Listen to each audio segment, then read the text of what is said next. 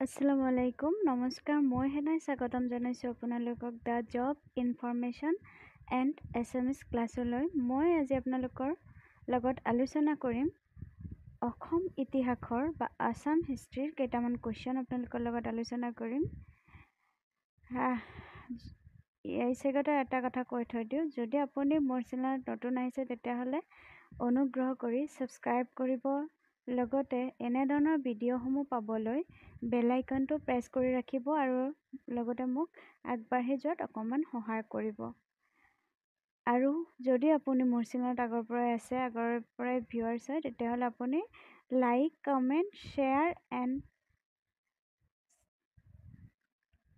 Share কৰিবলৈ নাপাহৰিব এতিয়া আহক সময় নষ্ট নকৰি ভিডিঅ'টো আৰম্ভ কৰোঁ প্ৰথম কুৱেশ্যনটো দিয়া হৈছে কোন চনত হিউৱেন-চাঙে অসম ভ্ৰমণ কৰিছিলে ইয়াৰে অপশ্যন কেইটা দিয়া হৈছে 640 খ্ৰীষ্টাব্দ ভাস্কৰ বৰ্মনৰ ৰাজত্বকালত তাৰপিছত 600 খ্ৰীষ্টপূৰ্বত পুষ্য বৰ্মনৰ ৰাজত্বকালত তাৰপিছত গ দিয়া হৈছে 620 খ্ৰীষ্টাব্দ ভূতি বৰ্মনৰ ৰাজত্বকালত ইয়াৰে শুদ্ধ উত্তৰটো হৈছে 640 খ্ৰীষ্টাব্দত ভাস্কৰ বৰ্মনৰ ৰাজত্বকালত নেক্সট কুৱেশ্যনটো দিয়া হৈছে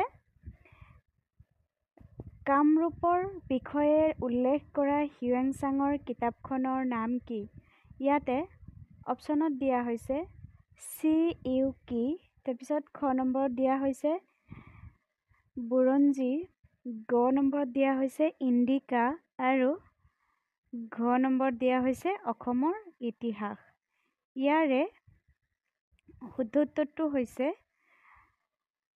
CUK তাৰপিছত নেক্সট কুৱেশ্যনটো দিয়া হৈছে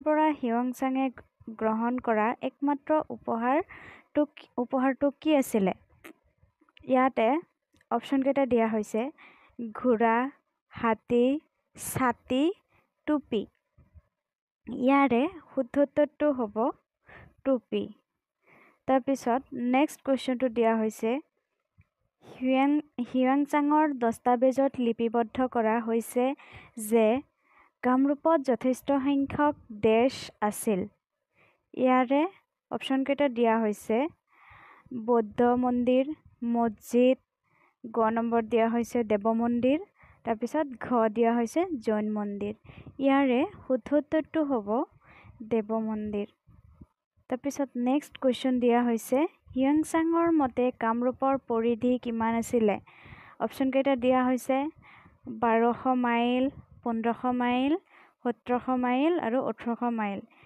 ইয়াৰে শুদ্ধ উত্তৰটো হৈছে 1700 মাইল নেক্সট কুৱেশ্যনটো দিয়া হৈছে হিউৱেন-চাঙৰ মতে জাতি অনুসৰি ভাস্কৰ বৰ্মন আছিল এক অপশ্যন দিয়া হৈছে ব্ৰাহ্মণ খ নম্বৰ দিয়া হৈছে ক্ষত্ৰিয় গ নম্বৰ দিয়া হৈছে দানৱ আৰু ঘ নম্বৰ দিয়া হৈছে মুছলমান ইয়াৰে শুদ্ধ উত্তৰটো হৈছে ব্ৰাহ্মণ নেক্সট কুৱেশ্যন দিয়া হৈছে হিউৱেন-চাঙৰ মতে কামৰূপৰ লোকসকল আছিল কম উচ্চতা আৰু হালধীয়া বৰণৰ খ নম্বৰ দিয়া হৈছে কম উচ্চতা আৰু ৰঙা বৰণৰ গ নম্বৰ দিয়া হৈছে ওখ আৰু হালধীয়া বৰণৰ আৰু ঘ দিয়া হৈছে ওখ আৰু ৰঙা বৰণৰ ইয়াৰে শুদ্ধ উত্তৰটো হৈছে ক নম্বৰটো কম উচ্চতা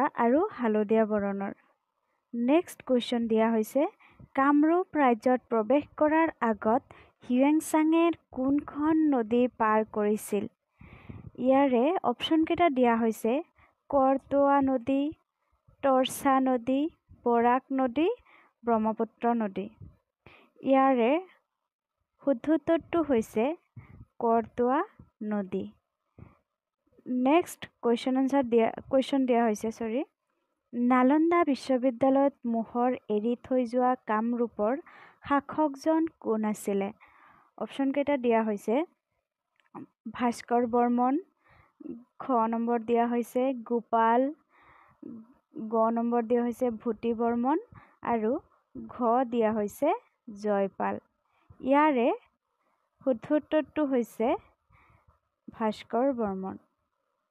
নেক্সট কুৱেশ্যন দিয়া হৈছে ভাস্কৰ বৰ্মনে দেশৰ মহান ধৰ্মীয় পৰিষদত উপস্থিত হৈছিল।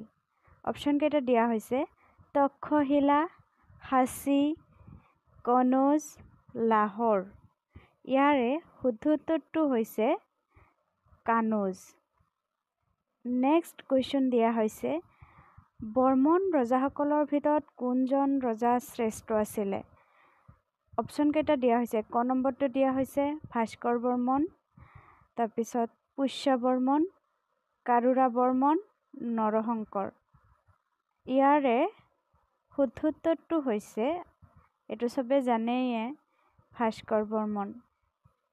নেক্সট কুৱেশ্যন দিয়া হৈছে কনৌজত অনুষ্ঠিত এখন সন্মিলনত কোনজন ৰজাই ভাস্কৰ বৰ্মনক সন্মান জনাইছিলে? ইয়াৰে অপশ্যনকেইটা দিয়া হৈছে ৰামপাল, হৰ্ষবৰ্ধন, অশোক আৰু ওপৰৰ এটাও নহয়। ইয়াৰে শুদ্ধ উত্তৰটো হৈছে হৰ্ষবৰ্ধন। নেক্সট কুৱেশ্যন দিয়া হৈছে বৰ্মন বংশৰ অন্তিমজন ৰজা কোন আছিল? অপশ্যন দিয়া হৈছে মহেন্দ্ৰ বৰ্মন, হৰ্ষৰ বৰ্মন, ভূতি বৰ্মন, ভাস্কৰ বৰ্মন। ইয়াৰে শুদ্ধ উত্তৰটো হৈছে ভাস্কৰ বৰ্মন। নেক্সট কুৱেশ্যন দিয়া হৈছে নিম্নলিখিত কোনটো বৰ্মন বংশৰ সঠিক কালানুক্ৰমিক হয়? ইয়াৰে অপশ্যনকেইটা দিয়া হৈছে পুষ্য বৰ্মন, ভূতি বৰ্মন, মহেন্দ্ৰ বৰ্মন, ভাস্কৰ বৰ্মন। খ নম্বৰ দিয়া হৈছে পুষ্য বৰ্মন, ভূতি বৰ্মন, ভাস্কৰ বৰ্মন, মহেন্দ্ৰ বৰ্মন। নেক্সট কুৱেশ্যন দিয়া হৈছে পুষ্য বৰ্মন, মহেন্দ্ৰ বৰ্মন, ভূতি বৰ্মন আৰু ভাস্কৰ বৰ্মন। ইয়াৰে শুদ্ধ উত্তৰটো হৈছে পুষ্য বৰ্মন, মহেন্দ্ৰ বৰ্মন আৰু ভূতি বৰ্মন। নেক্সট কুৱেশ্যন দিয়া হৈছে দ পৰ্বতীয়াত থকা ইটা মন্দিৰৰ ধ্বংসাৱশেষ কোন ঈশ্বৰৰ প্ৰতি উৎসৰ্গিত? কোনজন ঈশ্বৰৰ প্ৰতি সেইটো লিখিব দিছে। এইটোৰ অপশ্যনকেইটা দিয়া হৈছে বিষ্ণু, শিৱ, দুৰ্গা, কামাখ্যা। ইয়াৰে শুদ্ধ উত্তৰটো হৈছে শিৱ। শিৱৰ নামত ধ্বংসাৱশেষ যিবিলাক হৈছিলে সেইবিলাক উৎসৰ্গিত কৰিছিলে। নেক্সট কুৱেশ্যন হৈছে কামৰূপত শালস্তম্ভ কোন ৰাজবংশ শালস্তম্ভৰ যোনটো ৰাজবংশ আছে সেইটো কোনে স্থাপন কৰিছিলে? অপশ্যনকেইটা দিয়া আছে ভাস্কৰ বৰ্মন, শালস্তম্ভ, চুকাফা, জয়পাল। ইয়াৰে শুদ্ধ উত্তৰটো হ'ব শালস্তম্ভ। নেক্সট কুৱেশ্যন দিয়া হৈছে শালস্তম্ভ ৰাজবংশৰ ৰাজধানী দেশত অৱস্থিত আছিল। অপশ্যনকেইটা দিয়া হৈছে প্ৰাগজ্যোতিষপুৰ, খ নম্বৰ দিয়া হৈছে কামৰূপ, গ নম্বৰ দিয়া হৈছে সৰুপেশ্বৰ আৰু ঘ দিয়া হৈছে কোচবিহাৰ। ইয়াৰে শুদ্ধ উত্তৰটো হৈছে সৰুপেশ্বৰ। নেক্সট কুৱেশ্যনটো দিয়া হৈছে উত্তৰ ভাৰতত ভাস্কৰ বৰ্মনৰ সমসাময়িক ৰজা কোন আছিলে? ইয়াতে অপশ্যন দিয়া হৈছে গোপাল, তাৰপিছত খ নম্বৰ দিয়া হৈছে শশাংক, তাৰপিছত গ নম্বৰ দিয়া হৈছে সমুদ্ৰগুপ্ত আৰু ঘ দিয়া হৈছে হৰ্ষবৰ্ধন। ইয়াৰে শুদ্ধ উত্তৰটো হৈছে হৰ্ষবৰ্ধন। আপোনালোকে জানেই কুমাৰ ভাস্কৰ বৰ্মাৰ সময়তে ৰাজত্ব কৰি থকা সময়তে যিহেতু হৰ্ষবৰ্ধন অসমলৈ আহিছিলে তেতিয়াহ'লে নিশ্চয় হৰ্ষবৰ্ধনে হ'ব। এইটো আপোনালোকে চাগে জ্ঞাত, আহিলে খালি পৰীক্ষাত খালি লিখি দিব। যিয়ে নহওক নেক্সট কুৱেশ্যন দিয়া হৈছে কুমাৰ ৰজা বুলি কোনজন ৰজাক জনা গৈছিলে? এইটো আপোনালোকে জানেই তাৰ নামত বহুতো আছে বহুতো কিবা কিবি বনাইছে, লগতে অসমত এখন ইউনিভাৰ্চিটিও আছে সেইজন ৰজাৰ নামতে আছে। যিয়ে নহওক অপশ্যনকেইটা হৈছে ভূতি বৰ্মন, ভাস্কৰ বৰ্মন পুষ্য বৰ্মন আৰু লাষ্ট অপশ্যন দিয়া হৈছে মহেন্দ্ৰ বৰ্মন। আপোনালোকে নিশ্চয় জ্ঞাত, কমেণ্টত যদি জানে তেতিয়াহ'লে আগতীয়াকৈ জনাই থৈ দিব। আৰু এইটোৰ কুৱেশ্যনৰ এনচাৰ হৈছে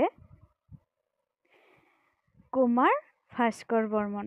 নলবাৰী অৱস্থিত, নলবাৰীৰ নুমাতীত অৱস্থিত এখন ইউনিভাৰ্চিটি, মানে সংস্কৃত ইউনিভাৰ্চিটি, যিখন মানে অসমৰ ভিতৰত এইখনেই সংস্কৃত ইউনিভাৰ্চিটি, সেইখনে হৈছে কুমাৰ ভাস্কৰ বৰ্মন নামত। তো এইটো কুৱেশ্যন আহিলে আপোনালোকে নিশ্চয় ভুল নকৰিব। এইটোৰ কুৱেশ্যন এনচাৰ হৈছে কুমাৰ ভাস্কৰ বৰ্মন। তাৰপিছত নেক্সট কুৱেশ্যন দিয়া হৈছে অশ্বমেধ যজ্ঞ কৰা অসমৰ প্ৰথমজন ৰজা কোন আছিলে? ইয়াতে অপশ্যন কেইটা দিয়া হৈছে। ক নম্বৰ দিয়া হৈছে পুষ্য বৰ্মন, খ নম্বৰ দিয়া হৈছে ভাস্কৰ বৰ্মন, গ নম্বৰ দিয়া হৈছে মহেন্দ্ৰ বৰ্মন আৰু ঘ দিয়া হৈছে ভূতি বৰ্মন। ইয়াৰে শুদ্ধ উত্তৰটো হৈছে মহেন্দ্ৰ বৰ্মন। আপোনালোকে মোৰ ভিডিঅ'টো শেষলৈকে চোৱাৰ বাবে ধন্যবাদ। মই আকৌ ক'ব খুজিছোঁ, যদি আপুনি মোৰ চেনেলত নতুন আহিছে অনুগ্ৰহ কৰি মোৰ চেনেলটো ছাবস্ক্ৰাইব কৰিব, লগতে এনেধৰণৰ ভিডিঅ'সমূহ পাবলৈ বেল আইকনটো প্ৰেছ কৰি ৰাখিব, লগতে মোক আগবাঢ়ি যোৱাটো অকণমান সহায় কৰিব। আৰু যদি আপুনি মোৰ চেনেলত আগৰ পৰা আছে তেতিয়াহ'লে লাইক, কমেণ্ট, শ্বেয়াৰ কৰিবলৈ নাপাহৰিব। আপুনি ভিডিঅ'টো শেষলৈকে চোৱাৰ বাবে ধন্যবাদ। জয় আই অসম, জয় হিন্দ।